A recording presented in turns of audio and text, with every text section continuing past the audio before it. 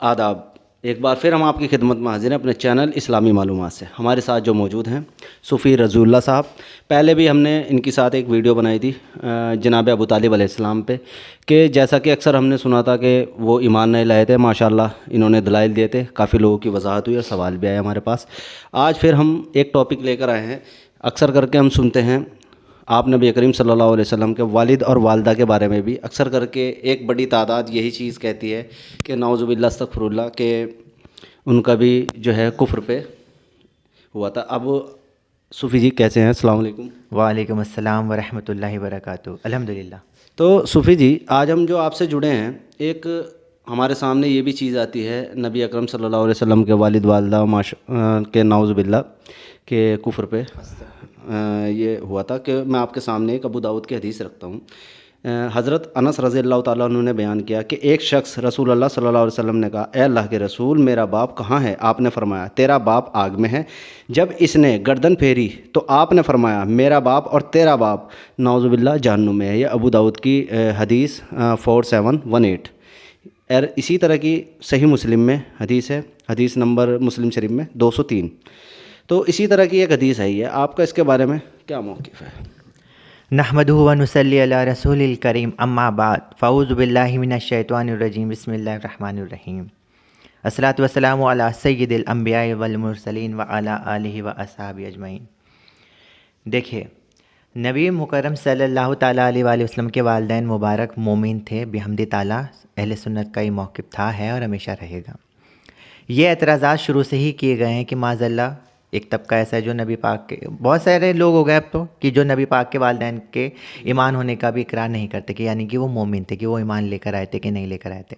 ہمارے علماء نے اس کا جواب بھی دیا، تقریریں بھی کیں، بکس بھی لکھیں، اور بہت پہلے بڑے بڑے علماؤں نے، اہل سنت نے نبی پاک کے والدین کے ایمان پر بہت ساری کتب لکھی ہیں اور ثابت کیا ہے کہ وہ مومن تھے۔ لیکن آپ نے سوال کیا ہے تو میں بھی جواب دوں گا، حالانکہ دے چکے ہیں علماء، لیکن جب آپ سوال کر رہے ہیں میرا فرض بنتا ہے اپنے چینل سے پہنچانا چاہتے ہیں۔ جی بالکل، میں جواب دوں گا۔ اللہ نے قرآن کریم میں یہ مسئلہ حل کر دیا ہے۔ قرآن کریم میں نبی پاک کے والدین کو مومن بتایا گیا ہے۔ کس طریقے سے؟ حضرت ابراہیم کی دعا ہے۔ حضرت ابراہیم نے دعا کی تھی جب کعبے کی تعمیر کر رہے تھے، اور حضرت اسماعیل بھی آپ کے ساتھ تھے، تو کعبے کی تعمیر کرتے ہوئے آپ نے یہ دعا مانگی تھی کہ اے اللہ مجھے اپنا فرما بردار بنا اور میری اولاد کو بھی فرما بردار بنا، مجھے اور میری اولاد کو۔ اب جو اولاد ان کے پاس موجود تھی وہ کون تھے؟ حضرت اسماعیل علیہ السلام۔ نبی پاک جس بیٹے سے پیدا ہوئے ہیں حضرت ابراہیم سے، اور ان کے جو بیٹے تھے حضرت اسماعیل، ان سے پیدا ہوئے۔ آپ کا نسب حضرت ابراہیم تک جا کر ملتا ہے، اور پھر حضرت آدم تک۔ تو حضرت اسماعیل علیہ السلام وہ ہیں جن کے نسل سے حضرت رسول خدا صلی اللہ تعالیٰ علیہ وآلہ وسلم پیدا ہوئے ہیں، حضرت عبداللہ بن عبد المطلب۔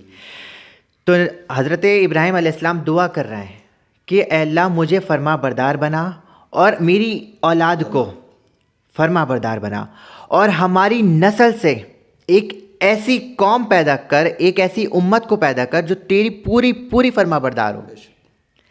اب حضرت ابراہیم جانتے تھے، حضرت ابراہیم کی آنکھیں دیکھ رہی تھیں بھائی حضرت اسماعیل علیہ السلام کی بہت ساری اولادیں ہوں گی، اور بہت ساری اولادیں ایسی ہوں گی جو کفر پر بھی جائیں گی۔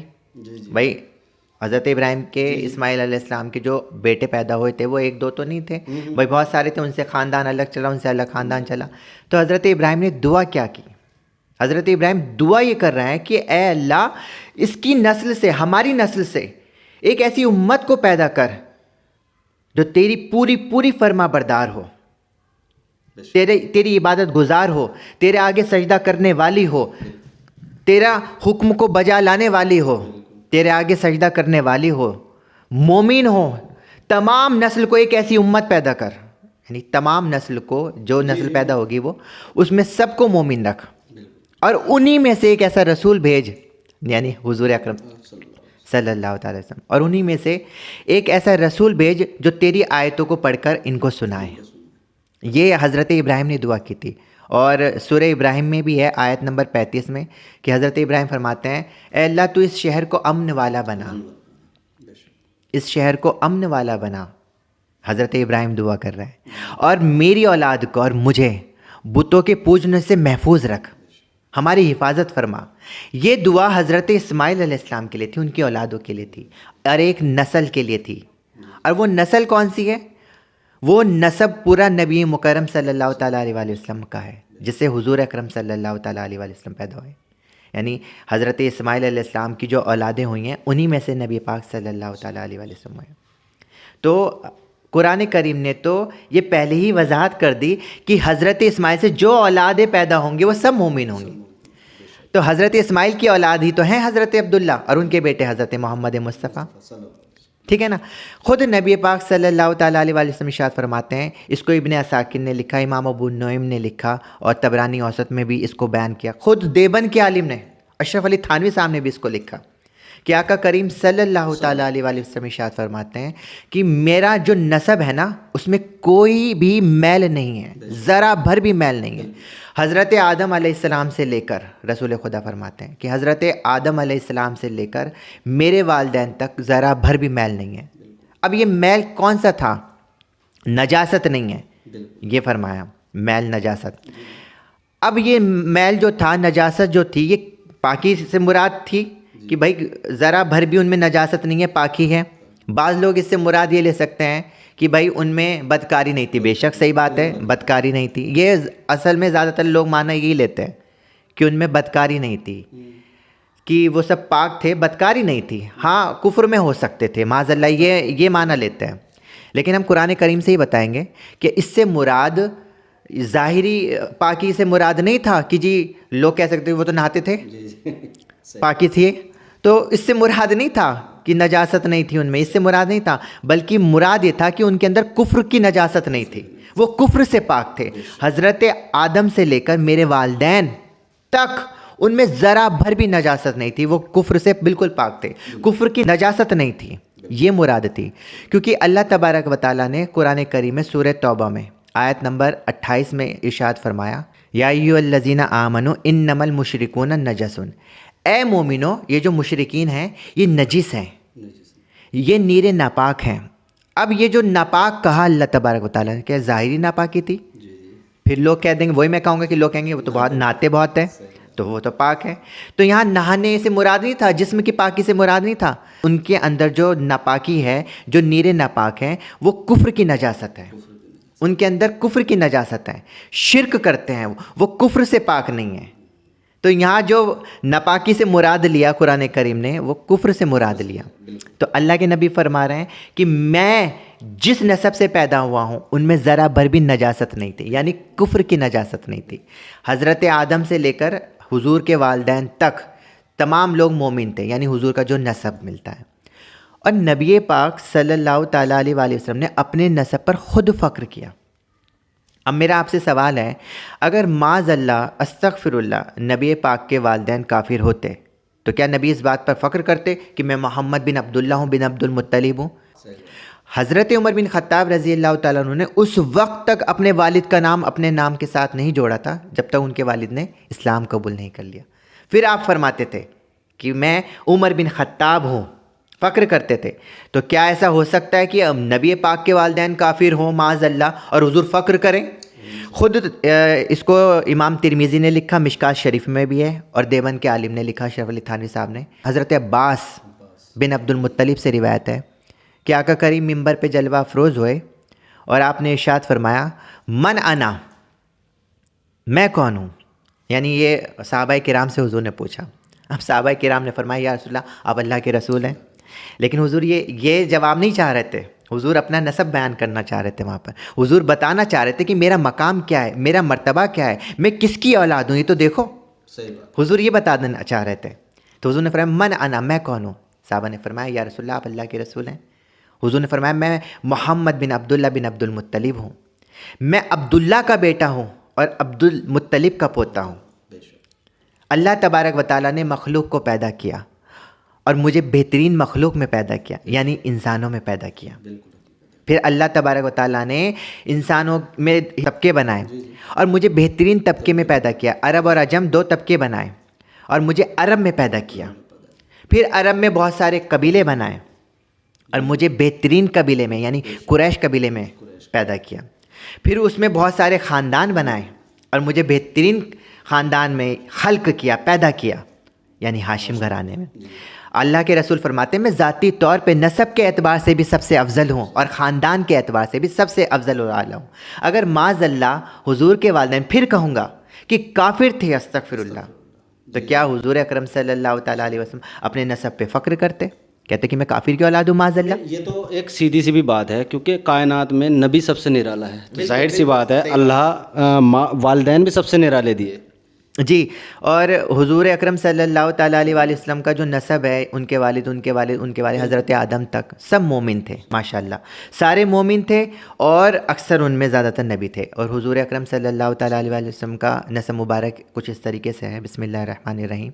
محمد مصطفیٰ صلی اللہ تعالیٰ علیہ وآلہ وسلم بن عبداللہ بن عبد المطلب بن ہاشم بن عبد مناف بن قصی بن قلاب بن مرہ بن قاب بن لوائی بن غالب بن فہر بن مالک بن نظر بن کنانہ بن خزیمہ بن مدرکہ بن الیاس بن مزر بن نزار بن معاد بن عدنان بن اود بن حمیسہ بن سلمان بن اوز بن بون بن کموال بن ابی بن عوام بن ناشد بن حزہ بن بلاس بن یدلاف بن طابق بن جاہم بن ناحس بن ماہی بن عیفی بن ابکر بن عبید بن الدوا بن حمدام بن سمبر بن یسربی بن جازن بن یرحن بن ارعوی بن ایزی بن زیشان بن اسر بن اکنان بن انحام بن مقصر بن ناہی بن زاری بن سمیم بن مزی بن حزی بن عوض بن ایرام بن قیدار بن اسماعیل علیہ السلام بن ابراہیم علیہ السلام بن تاریخ بن نور بن سروج بن رو بن فلی بن عابر بن صالح بن ارفقساد بن سام بن نو علیہ السلام بن لمک بن متشال بن ادریس علیہ السلام بن یرید بن ملحل ایل بن قینان بن آنوش بن شیس علیہ السلام بن آدم علیہ السلام۔ یہ تھا حضور کا پاک بہت مبارک، رسول خدا سے لے کر حضرت آدم علیہ السلام تک،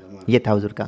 تو ایک حدیث ہمیں یہ بھی ملتی ہے، صحیح مسلم کی بھی حدیث ہے کہ آپ نے اپنے والدہ گرامی کی قبر پہ جانے کی اجازت مانگی تھی، اس کے بارے میں آپ کیا کہنا چاہیں گے؟ کیونکہ پھر بھی جب حدیث آئی ہیں تو اس کی وضاحت بھی کرتے چلیں اپنے چینل کے دوارا۔